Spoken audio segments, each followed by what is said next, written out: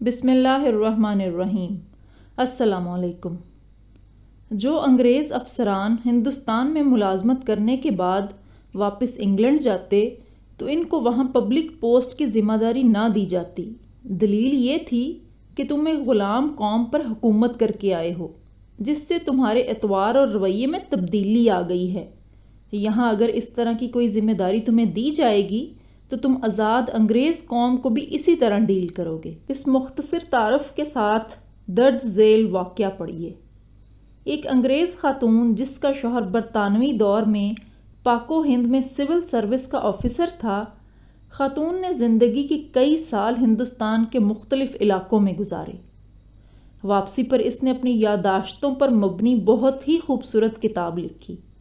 خاتون نے لکھا ہے کہ میرا شوہر جب ایک ضلع کا ڈپٹی کمشنر تھا، اس وقت میرا بیٹا تقریباً 4 سال کا اور بیٹی 1 سال کی تھی۔ ڈپٹی کمشنر کو ملنے والی کئی ایکڑ پر محیط رہائش گاہ میں ہم رہتے تھے۔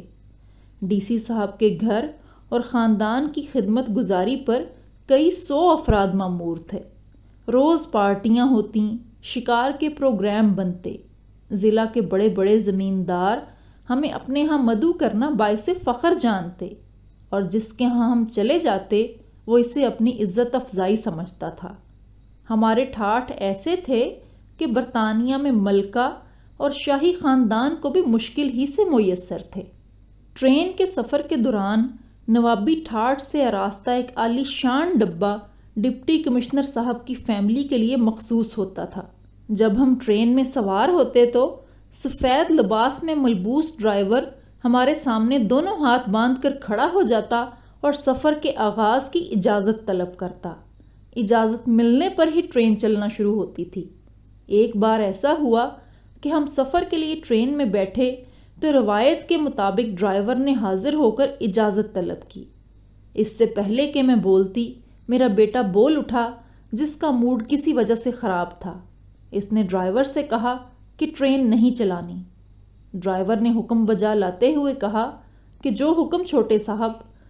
کچھ دیر بعد صورتحال یہ تھی کہ اسٹیشن ماسٹر سمیت پورا عملہ جمع ہو کر میرے 4 سالہ بیٹے سے درخواست کر رہا تھا، لیکن بیٹا ٹرین چلانے کی اجازت دینے کو تیار نہیں ہوا۔ بالآخر بڑی مشکل سے میں نے کئی چاکلیٹس دینے کے وعدے پر بیٹے سے ٹرین چلوانے کی اجازت دلوائی تو سفر کا آغاز ہوا۔ چند ماہ بعد میں دوستوں اور رشتہ داروں سے ملنے واپس برطانیہ آئی۔ ہم بذریعہ بحری جہاز لندن پہنچے۔ ہماری منزل ویلز کی ایک کاؤنٹی تھی جس کے لیے ہم نے ٹرین کا سفر کرنا تھا۔ بیٹی اور بیٹے کو اسٹیشن کے ایک بینچ پر بٹھا کر میں ٹکٹ لینے چلی گئی۔ قطار طویل ہونے کی وجہ سے خاصی دیر ہو گئی، جس پر بیٹے کا موڈ بہت خراب ہو گیا۔ جب ہم ٹرین میں بیٹھے تو عالی شان کمپاؤنڈ کے بجائے فرسٹ کلاس کی سیٹیں دیکھ کر بیٹا ایک بار پھر ناراضگی کا اظہار کرنے لگا۔ وقت پر ٹرین نے وسل دے کر سفر شروع کیا تو بیٹے نے باقاعدہ چیخنا شروع کر دیا۔ وہ زور زور سے کہہ رہا تھا، یہ کیسا الو کا پٹھا ڈرائیور ہے، ہم سے اجازت لیے بغیر ہی اس نے ٹرین چلانا شروع کر دی۔ میں پاپا سے کہہ کر اسے جوتے لگواؤں گا۔ میرے لیے اسے سمجھانا مشکل ہو گیا کہ یہ اس کے باپ کا ضلع نہیں بلکہ ایک آزاد ملک ہے۔ یہاں ڈپٹی کمشنر جیسے تیسرے درجہ کے سرکاری ملازم تو کیا، وزیر اعظم اور بادشاہ کو بھی یہ اختیار حاصل نہیں ہے کہ اپنی انا کی تسکین کے لیے عوام کو خوار کر سکے۔ آج یہ واضح ہے کہ ہم نے انگریز کو نکالا ضرور ہے، البتہ غلامی کو دیس سے نہیں نکال سکے۔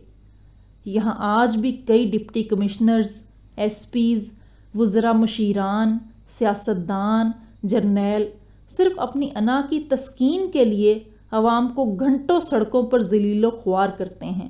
اس غلامی سے نجات کی واحد صورت یہی ہے کہ ہر طرح کے تعصبات اور عقیدتوں کو بالائے طاق رکھ کر ہر پروٹوکول لینے والے کی مخالفت کرنی چاہیے، ورنہ صرف 14 اگست کو جھنڈے لگا کر اور موم بتیاں سلگا کر خود کو دھوکہ دے لیا کیجیے کہ ہم آزاد ہیں۔